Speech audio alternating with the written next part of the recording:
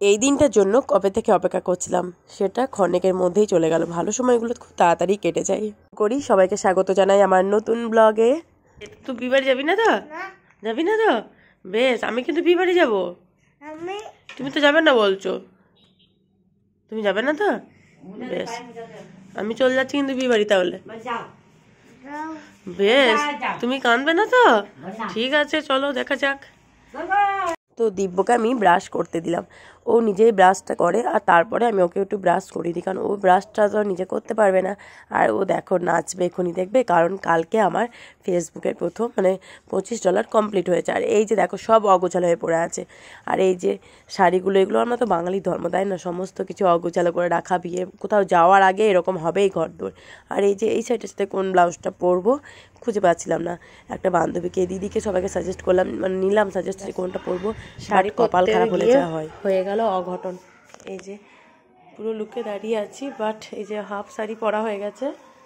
আর এদিকে দেখছি শাড়িগুলো আমরা সত্যি মেয়েরা হচ্ছে এরকমই। এই যে দেখুন কিভাবে শাড়িটা ছিঁড়ে গেছে। সেই 2020 সালে পরেছিলাম একটা গায়ে হলুদে, আবার আজকে পরতে গিয়ে দেখছি ব্যাস এই অবস্থা শাড়িটার। কি অবস্থা ভাবুন একবার শাড়িটা আমার।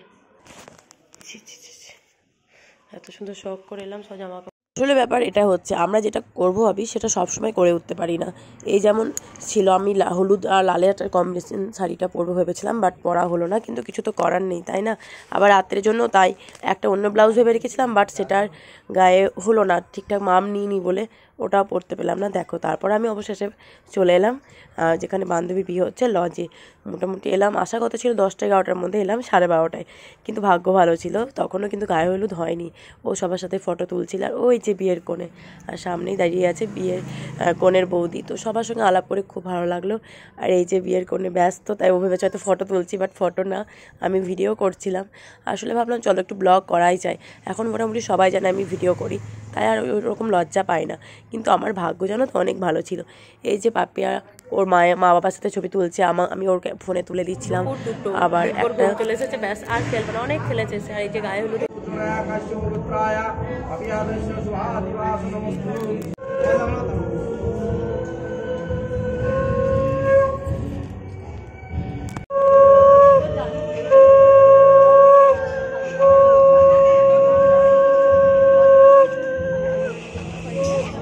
এই যে বান্ধবীর আগে বিয়ে হয়ে যাওয়ার সুযোগ কিন্তু একটা, এও স্ত্রী। দেখো আমি আমার বান্ধবীকে গায়ে হলুদে এগুলো যে আগে 7টা এও স্ত্রী, এর মধ্যে আমিও একটা ছিলাম। আমাকে বললো যে নে তুই এইগুলোর মধ্যে সাহায্য কর। তো আমি ছিলাম ওখানে, ওটা একটা আলাদাই আনন্দ ছিল। আর এই যে সুতোগুনের দায়িত্ব আমাকে দিয়েছিল। আসলে আমাদের গ্রামের না সব চেনাশোনা, আর ওখানে ওর মামি, বৌদি, মাসি এরা সবাই ছিল। বাট শেষ সুতো আর প্রথম সুতোটা আমার কাছ থেকে শুরু হচ্ছিলো, প্রথম সুতোটা, সেই জন্য আমাকে ঠিক রাখতে হচ্ছিলো যে কটা সুতো যাচ্ছে। আর কারণ যে ঘোরাচ্ছে নাপিত বৌদি হয়, সে আর কি সেও নতুন নতুন এরকম এই কাজে ঢুকেছে, তাই আমাকে বলছিল তুমি ঠিক রেখো। তার মধ্যে না একটা আলাদাই আনন্দ হচ্ছিল। আর এই যে এটা বান্ধবী বিয়েতে যে আমি এরকম নিয়মগুলো পালন করতে পারছি, এটাতে আমার একটা আলাদাই অনুভূতি কাজ করছিল। খুব ভালো লাগছিল এটাতে, কারণ এই সুযোগটা সবাই পায় না, আমি পেয়েছি, সেই জন্য আমার খুব ভালো লাগছিলো। সেই জন্য অনেক অনেক ধন্যবাদ আমার বান্ধবীকে। ও আমাকে বারবারই বলছিল তুই এগুলোতে সাহায্য কর। আর প্রচণ্ড ঠান্ডা লেগেছে, বাট আমি এই ব্লগটা তাড়াতাড়ি দিতে চাই। আর এই যে এই নিয়মটা হচ্ছে কি নাম ভালো করে কিছু একটা বলে, আমি ভুলে গেছি, বাট আর অরিজিনাল ভিডিও দিতে পারিনি, কারণ পেছনে মিউজিক বাজছিল, গান বাজছিল, তো সেই জন্য। আর এই যে এই নিয়মগুলো দেখো, পাপিয়াকে চিড়ে দই খাওয়াচ্ছিল, আর আমার ছেলে ওকে একবার দিয়েছে, আমি বললাম না ও খাবে না, বাট ও একবার খাওয়ার পর কিন্তু বারবার চাইতে গিয়েছে, 3-4বার খেয়েছে। ওই দেখো ওর ওই খাবারটা ভালো লেগে গিয়েছে। আর তারপর দেখো এলো আলতা পরানোর পালা। আমি প্রায় 1.5-2 বছর পর আলতা পরছি, সত্যি এটা কেউ জানি বিশ্বাস করবে না, বাট আমি পরি না আলতা। তার একটা বিশেষ কারণও রয়েছে, তো বাট আমি তখন পরলাম আলতারে। দেখো দিব্য দেখো এদিকে ফুলগুলো ছিঁড়ে খেলা করছে, না হলে বসবে না, কারণ ওর এবার ঘুম চলে এসেছে। আর তারপর দেখো বান্ধবীকে বিদায় জানিয়ে দিলাম, কারণ ওইদিকে নান্দিমুখ হচ্ছে, তারপর সাজতে বসবে। আমিও বাড়ি এসে দিব্যকে একটু ঘুম পাড়িয়ে দিলাম। আর দেখো বাজছে 5:45, দিব্য এখনও উঠতে চাইছে না, এখনও ঘুমাবে বলছে। তো যাওয়ার কথা ছিল 7টায়, কিন্তু যেতে পারিনি। আর রাত্রেও আমরা লেট করেছি, গিয়েছি 8:30টার পর। আমি জানতাম 7:40 লগ্নে ওদের বিয়েটা বসবে, বাট বরই এলো মোটামুটি 8:30টার পর, 9:30টার পর।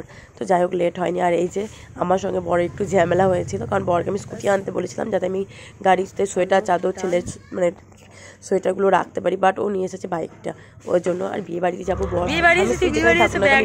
সবার ঝগড়া হবেই হবে আমি জানি, তোমাদেরও হয় হয়তো।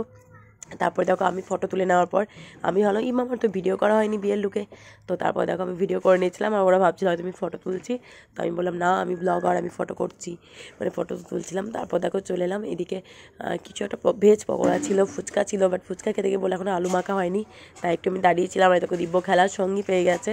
ও না আমি দেখছি বাড়িতে যতটা শান্ত, বাইরে গিয়ে ঠিক ততটা দুষ্টুমি করছিল। ওর সঙ্গে মানে যতগুলো ছিল বাচ্চা বাচ্চা ছেলে মেয়ে তাদের সঙ্গে খেলতে চাইছে, বাট তারা কিন্তু ওর সঙ্গে খেলতে চাইছে না। তো এই যে রাত্রিবেলা একটা সঙ্গী পেয়েছিল, দিনের বেলায় ও কাউকে সঙ্গ পায়নি, কিন্তু যাই হোক রাত্রিতে সঙ্গ পেয়ে দেখো ওখানে বেশ দৌড়ে দৌড়ে খেলা করছে।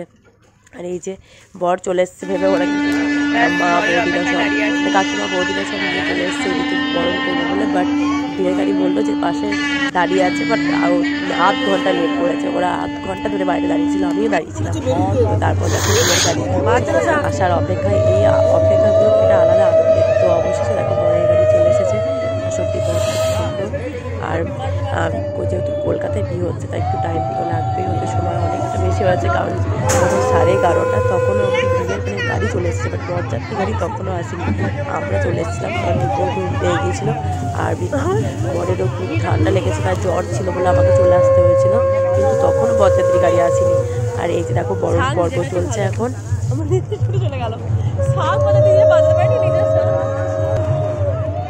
আর এই যে এখানে বরদের ক্যামেরাম্যানগুলো এদেরকে পোজ দেওয়া ছিল যে ছবি তোলার জন্য, তো ওরা আগে বরণ করার আগে দেখো পোজ নিয়ে ছবি তুলছে, কারণ ক্যামেরাতে ছবি না থাকলে তো হবে না, তাই না?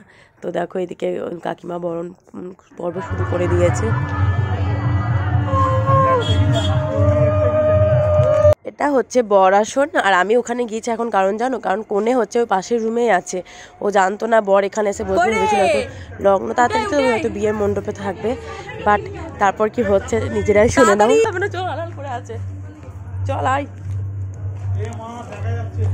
দেখে দিলে কি ভালো, শুভদৃষ্টি আগেই তো দেখা হয়ে গেল।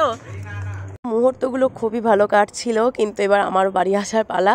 আর এই যে তারপর পাপিয়াকে নিয়ে নিচে আসা হলো। ওর একটা বোন ছিল, আমি ছিলাম, বোনপো ছিল ওর একটা, মানে বৌদির বোনপো, যাই তাকেও নিচে নামছিলাম। তবু আমার ভিডিও করা যায়, ভিডিও না করলে হবে বলো, বেশি ভিডিও তো এমনিতেও নিতে পারছি না। আর এই যে এখন এত গলায় ব্যথা করছে, ভয়েস দিতে পারছি না, বাট আজকে আমি ভিডিওটা পোস্ট করব, নাহলে আমার সমস্ত ভিডিও পড়ে থাকে। আর এই যে তারপর দেখো আমরা খেতে বসে গিয়েছি। তো এদিকে বরের সাথে কী আলোচনা হচ্ছিল জানি না, বাট খুব ভালো ছিল, আমরা ফাঁকাতেই পেয়েছিলাম, অত ভিড় ছিল না। কারণ আমাদের যখন খেতে বসেছিলাম মোটামুটি 10:30 বাজছে হয়তো। আর দিব্যকে আমি খাবার নিয়ে গেছিলাম, বাট ওকে আমি খাবারটা খাওয়াতে পারিনি, কারণ চামচ নিয়ে যায়নি।